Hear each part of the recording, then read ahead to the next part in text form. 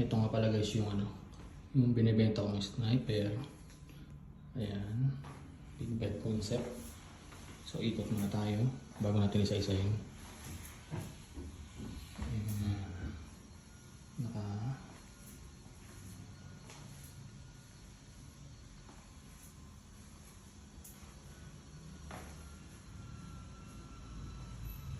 Ayan, simulan natin sa harap.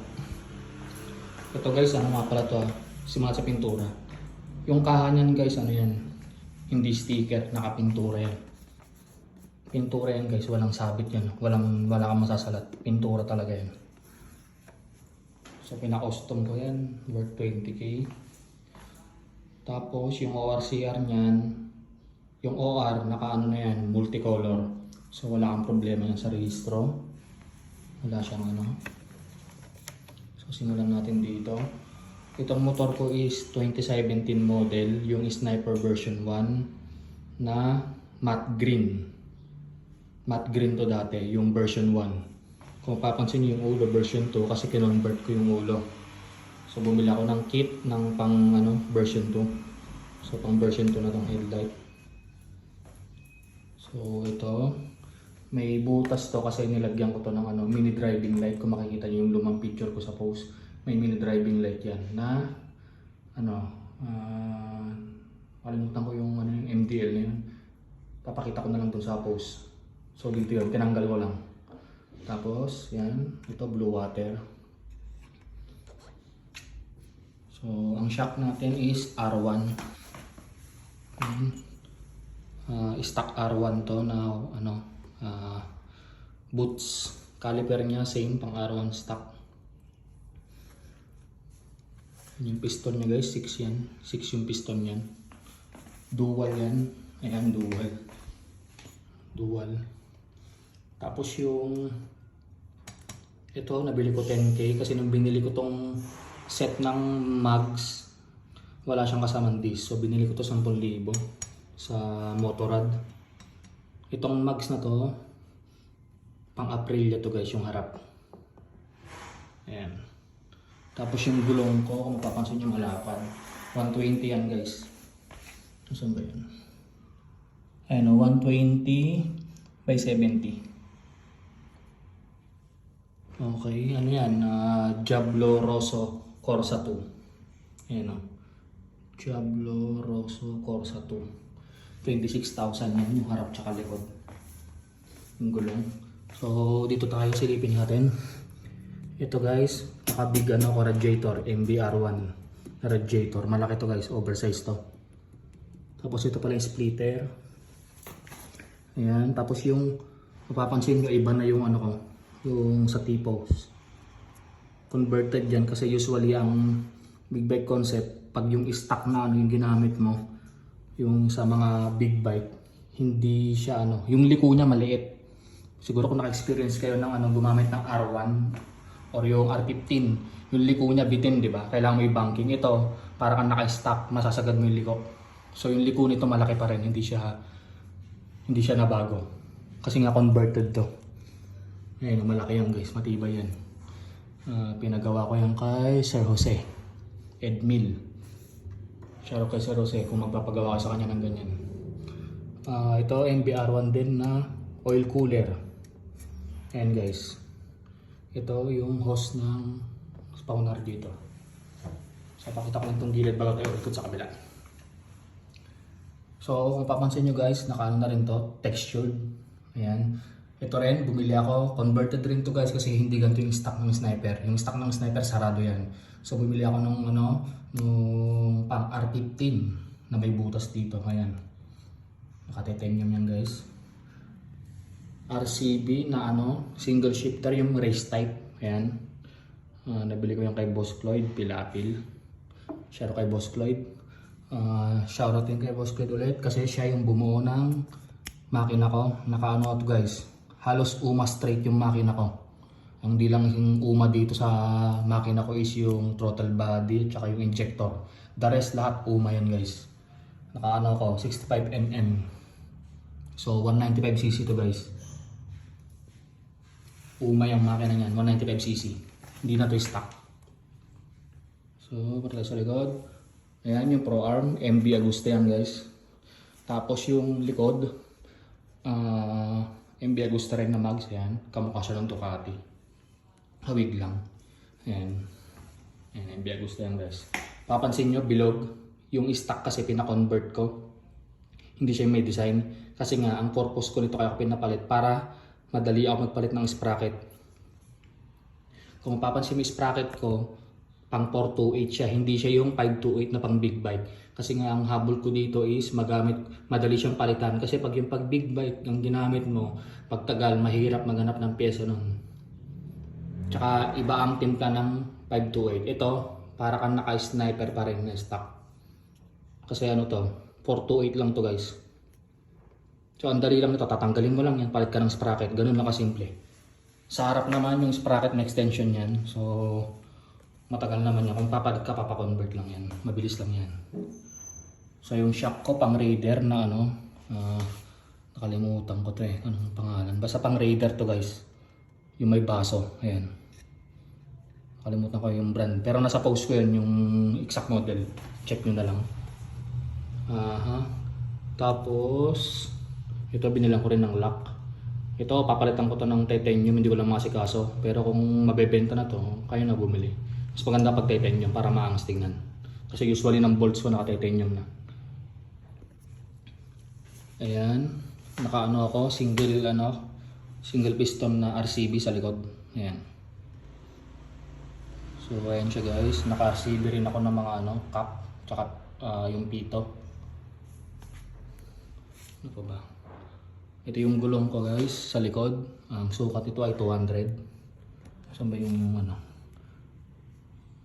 saan ba yung sukat? Ayan, hanapin ko lang isa. Ikot tayo. Wait lang, ito yung plaka.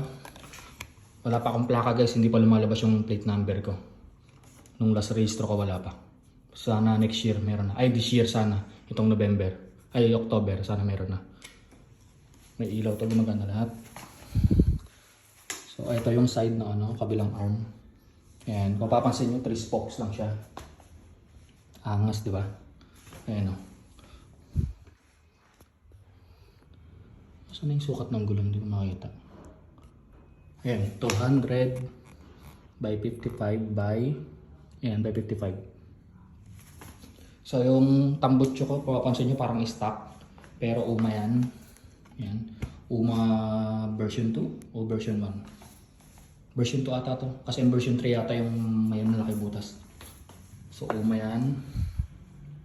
Naka-receive rin ako na tank. Yung lagayan ng oil. Nung brake fluid, sorry. So ayan, naka-king drag ako na ayan. Tapos naka-RCB na rin ako na hindi ko nalagay ito sa, ito yung mga dagdag na hindi ko nalagay sa sa post ko. Yung mga additional na hindi ko na nalagay. Kaya ito, yung texture niya, hindi ko na nalagay yan. Pero yan yung mga nabago, kasi marami pa akong binago. Ayan, ayan. Ayan, ayan o. Naka ako, slipper clutch, UMA rin. Ayan. Tapos ayan, titanium lahat, tapos textured siya guys. Ayan. Match yan sa kabila, match din sa Pro Arm. Tapos naka UMA na yung breather, nakalimutan ko tawag dito. Yung bypass, UMA bypass. So parang yan, walang yan guys di ba yung nabibili niya iba sarado. Ito, talaga to, singawan to. Yan, labasan ng hangin. Open yan, hindi yan sarado. Kasi ito yung oil cooler, dito dadaan yung oil. So, let's say yung langis mo aangat dyan, dadaan dito sa part na to. So, papalamigin niya yung langis mo. Yan yung purpose niyan. Ayan. Okay, so nakabalik na tayo dito. So, punta ka sa taas. So, ito guys. Ayan. So, tinanggal ko na yung bakal, yung wala na yan. Naka siya, single seater guys. Carbon fiber to. Single seater. Pwede nyo palitan, pwede nyo balik yung stock kung gusto nyo. Nasa akin pa stock. Nakatabi sa akin yung stock. So pwede ko ibigay kung hindi pa nabili. Kasi binibenta ko yun eh. Kung swerte nyo, kung mabibili nyo to guys, ang dami ko pa natira doon. May GB box. Ang dami ko pang abubot na nakatira. So kung mabibili to, ibibigay ko lahat ng natira na parts ng sniper ko. So nakaano ako yung pangsasakyan na voltmeter. Tapos naka-domino ako. Yung umiilaw. Ay, domino ba to? Hindi ko sure kung domino yung brand. Basta yung ano yan guys, yung umiilaw-ilaw. Yung side mirror ko ito. Hindi ko alam to, nabili ko lang to sa online. Ayan. Tapos Brembo cap. Yung sa Shopee lang to. Dito yung ano. So yan, itong part nito ako na nag-convert nito. Binutasan ko dyan yung ulo. Tapos ito Brembo na ano, na legit na Brembo to guys. Pero left, ano ba? Right yata ito. Kalimutan ko. Kumbaga hindi siya left and right. Converted lang. Yan. Tapos naka-RCB ako na grip. RCB na N-bar. Ayan. Tapos okay. Itong panel ko, King Drag. And may plastic pa. Di ko pa tinatanggal yung plastic niya. Pwede nyo tanggalin niya pag nabili nyo. Tapos palagyan nyo ng screen protector para di magasgas. So yun. So next, ano pa ba? Dito, ito pala, naka-RCB ako na ano. Naka-ano ko yung clutch ko pala guys, hydraulic. Hindi yung decable. Hydraulic yung clutch ko. Ayan, kasi may baso. Ito yan, naka-ano ko, yung RCB rin na pang hydraulic. Ayan. So hindi kable yung clutch ko. Ito yung switch ng mini driving light. Ito yung on-off niya. Ito naman yung switch ng mini driving light. Kasi may tatlo yun eh. Ito yung switch ng mini driving light. Ito yung on-off na mini driving light. Ito naman yung switch niya. Kasi may tatlong mode yun eh. Puti, dilaw at saka yung dilaw na may puti na pinagsama. So dito, manilobat na ako. Okay, so buksan natin yung ano, susi. Ayan, diyan mo makikita yung bolt mo. Papasin nyo yung battery. Ano kasi nagbubukas ako kanina na hindi naka ano. So 11.5. Tapos ito, umiilaw-ilaw yan guys. Ayan o. RGB yan. So ito yung panel ko. Kung mapapansin nyo yung odo ko, ito huwag nyo pansinin yan. Siguro dahil sa battery ko, kasi yung battery ko stuck na. Nagaganyan siya. Pero dati kahit nung bagong bili battery ko, nagganyan siya. Pero nawala eh. Siguro dahil sa battery yan. Kasi matagal ko nang na-stuck lang, hindi ko naman nagagamit kasi. Kung mapapansin nyo guys, ayun o. 826 lang tinakbo mula nung nabuo tong big bike concept na to. Yan lang tinakbo niya guys. Kasi tinitesting ko lang nun. So most of the time tambak. Nakatago lang talaga. Pinupunasan ko lang. Kaya yung battery niya ganyan na siguro. Kasi yung battery ano. Pero yung battery niya working. Siguro masera lang siya na pag alam niyang old stock na yung battery, nagaganyan na siya. So yan. So start natin. Ito pala ano. Ito yung switch ng ano. Ito abang to na switch. Yung pinakataas. Abang lang yan. Ito yung sa flashing. Yung pag nag-horn ka, horn with flash. Pag inon mo yan. Ito naman yung sa blue water. Pag inon mo yan, ayan. Ayan, tumutunog siya kasi nga nag-set ako ng ano. Na pag nag-below siya 11.5 mag-alarm siya. Nag-sure, ay malulobat ka na.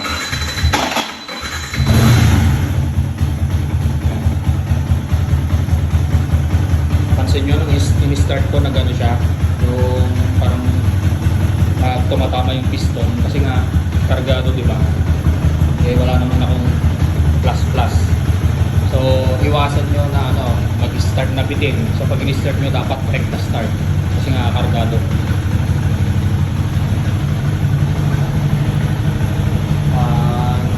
Naka-dyno na rin to guys. So hindi mo po problemahin. Patayin ko na lang para marinig nyo. Nakita ko na sa inyo. Ayan, 14.4. So ayan. Makita ko lang yung rep para makita nyo. So patayin ko na para marinig nyo ako patayin. Ayan. Pinatay ko para marinig nyo ako. So kahit tumunog kanina kasi nag-set nga ako na pag 11.5 tutunog. So para aware ka na, uy, ba't naglolobat ako? Pero pag ano, goods to guys. Tapos na-dyno na rin to. Pinadyno ko kay Boss Mang Kepweng. So hindi to advanced reading. Baka sabihin nung iba, oh yung sprocket mo malaki. Nakaano yata to, nakalimutan ko kung 53. Sipin nyo, baka sabihin advanced reading yung takbo. Hindi guys, nakaano to, na dyno to. So kahit testingin mo to, kung pumalo 80, 80 talaga, kahit testing mo sabayan mo sa ibang motor. So di naman issue yun. Kahit na advanced reading, kung advanced reading, di naman issue yun. Unless ano ka, nagmamayabang ka ng tinatakbo mo. So para sa akin di issue yun. Pero para lang aware ka, ano to, naka-dyno to. Hindi to advanced reading. Tsaka naka 428 53T. Tapos ano pa ba? Yung kung aware ka dun sa ano, power up lines, kung alam mo yun, yung one relay setup, naka-power up lines to. Ako nag-set up, inspired lang ako sa ano, yung mga ginagawa ni Becky Works, kung aware kayo or familiar kay Becky Works, shoutout kay Becky Works. Pinapanood ko yun dati, so ako nag-wiring nito.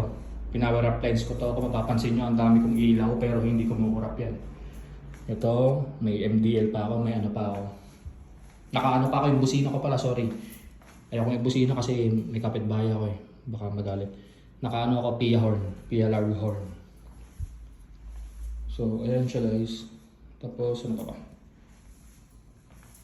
Yung hindi ko nasabi dito. Yung ORCR, nasabi ko naman na. So, naka-register to guys. Ang paso nito is October pa. Hindi ko lang talaga nagagamit. Gusto ko na ibenta. Kasi, yung pera gagamitin ko rin kasi pangdadagdag ko sa ano, mag-negosyo kasi ako. Magtitinda ako. Kasi naman naka-stock lang to. Hindi ko talaga nagagamit guys. Ayun, nakita nyo naman. Tingnan mo yung gulong. Tingnan mo yung gulong. Kita mo naman sa gulong yan. Kung nagmumotor ka, alam mo ang ginagamit sa hindi. Ayan. Kung di ko nga lang tinanggal yung sticker eh. Tinanggal ko kasi yung sticker eh. Siyempre ang pangit naman, pinapaandar mo may sticker. Pero kaya nakita mo yung gulong. Kung nagmumotor ka talaga, alam mo yung bago yan. Tsaka sa ano, odor. Hindi ko naman madadaya yung odor na yan eh. Ano pa ba? So ito yung emblem ng stock. Nandiyan pa. Ano pa hindi ko na-discuss? Sakto natin 20 minutes yung video para ano. Habang nag-iisip ako. Yung shock, napanggit ko na. Stock. Ano pa ba? Side mirror. May high and low to. Pakita ko lang ilaw na. Pwede ko patayin. Literal na nakapatay lahat. Pwede ko gawin yan. Kunyari, susugod ka sa kawalan. Gusto mo walang ilaw yan. Pwede mo patayin. Patay lahat. Walang accessory na nakailaw. Tapos pwede mo tong ano, park light lang. Ayan, park light. Tapos ito na, kasama headlight. Ayan. High and low ng headlight. Ito. Ito, hazard. Ayan. Pakita ko yung hazard niya. Ayan. Hazard yan guys, sa likod din. Ito. Ayan, ganda ng taillight. Ay, pala taillight, hindi ko nasabi. Nakalimutan ko ng model ito. Ayan o. Maangas yung taillight niyan guys. Parang pang R15 yung itsura. Nakalimutan ko. Ayan, maangas yung taillight na yan guys. Yan pala, di ko nabanggit yung taillight. Ayan, may ilaw din yan guys. Yung stock yan. Ayan, working yan lahat. Pagdating naman sa linya nito, kung ano, kung nagkakalikot ka rin ng motor, pwede ko ituro sa'yo yung sinetup kong wiring para alam mo yung mga abang ko kasi may abang ako ditong wire.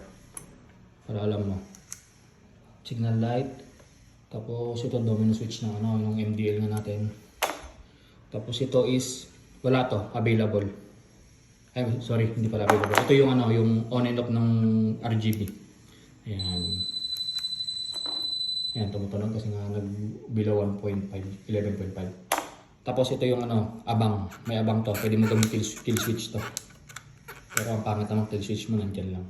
Magandang kill switch nakatago. Abang to. Bahala ka kung ano accessory meron ka. So yun lang. Sagad ko ng 20 minutes. So yun guys, pogi. Virgin na virgin. Ayaw ko sana ibenta eh. Wala eh, kailangan ko. Naka-stock. Ayan. Ewan ko ba't biglang nawala ang ko sa pagpumotor. Busy rin kasi. Ayan. Konting ano lang to, konting polish, kunyari i-show mo, kung talagang isilalaban mo, ano na lang to, konting detail, pa-detail lang to, larga na to, hindi ka na yung from scratch, konting detail na lang to. Lapad guys. Ang issue nito na masasabi ko is head turner. Talagang paglilimunan ka ng mga dadaanan mo. Takaw ano ka, takaw chismis. Kasi stoplight. Boss ano yan? Ano yan? Anong motor mo? Kung irritable ka sa mga ano, issue sa iyo yan. Pero sa akin wala namang problema doon. Normal lang magtanong. So yun ang issue nito. Takaw ano ka, takaw pansin. Yan. So lagpas ng 20 minutes. So bye bye guys. So sana kung babili man to, ingatan ng bibili kasi iningatan ko tong motor ko to. Nabili ko 2017. Yung journey nito mula bago mag-COVID, nasimula na kasing converting to bago mag-COVID. So hindi ko talaga nagagamit. Yan. Halos lahat na bago na. Ang bilang na bago dito yung chassis. The rest na bago lahat. Chassis tsaka wiring stock dito. The rest palit na yan. So, yung detail ng mga ginastos ko nandun naman sa post ko. I-check nyo na lang doon. Base sa nakita nyo dito, i-compare nyo. Ngayon, kung feeling nyo mali yung presyo ko, mag-check kayo sa online, sa Shopee. Kasi sa Shopee yung iba eh. Iba sa online. Mag-check kayo, kumpara nyo kung overpriced ba. Makikita nyo naman eh. Baka magulat kayo, mas mura pa yung benta, yung presyo ko doon. Kasi yung iba doon na nabilang ko mura. Ayan, so kanina pa ako nagbababay. ito ano rin to, carbon fiber lang, pinakonvert. Yung angas niya, parang Aerox na ewan yung harap ang angas, ang lapad. So hindi yan sumasayad. Hindi kagaya ng iba issue sumasayad. Yan, so malambot din yung fork ko sa harap kasi kung ano ko yung kaya Sir Edmil. So sige na, bye bye. 1, 2, 3.